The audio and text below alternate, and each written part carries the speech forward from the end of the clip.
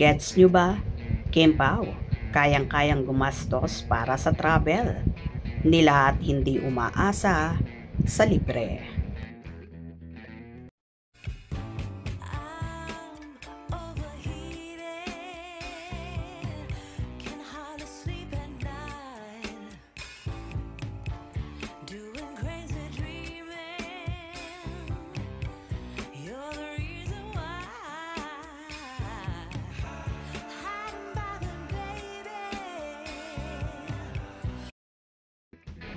Galit na galit ang Discord channel Kim Pao Family, isang grupo ng mga tagahanga ni Kincho at Paolo Avellino sa isang basher.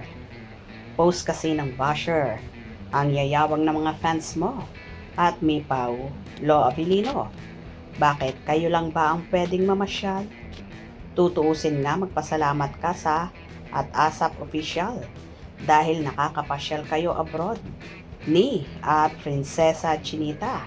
Baka kung wala ang at ASAP Official, hanggang Manila lang kayo. At ang sagot ng mga fanay ng Kim Pao, kaya raw ni Kim at Paolo na mag-travel abroad dahil mayayaman na sila at hindi lang umaasa sa show nila. Inggit lang daw ang basher dahil baka ito raw ay hindi pa nakakapunta ng ibang bansa. Well, ma-high blood ka namang talaga sa basher na ito ng Kim Pao.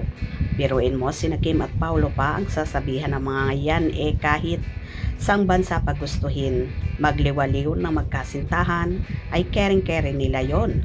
Bukod sa mayayaman sila, syempre, may freedom naman silang gawin yon kahit wala silang shows abroad.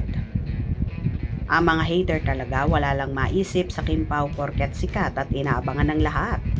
Tama ang solid funny nila na inggit lang ang mga basher na ito. Kaya panay ang kudan nila at ginagawa ng issue ang Kim Pao.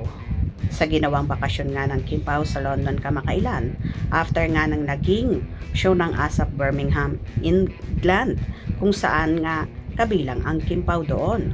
Kung tutuusin, sumimple nga lang ang dalawa ng ilang araw dahil sobrang busy talaga nila dahil palagi silang lagari sa taping. Then si Kimi may noontime show pa na it's showtime every day at every Sunday naman sa ASAP natin to. At kabila pa ang endorsement shoot. Nang balita nga ay di raw magawa ni Kimi ang iba pang commercial shoot kasi nga hectic ang schedule ng dalaga. Gets nyo ba mga basher? Kahit sumama pa kayo sa Kim Pao mag-around the world, kayang-kaya nila yan.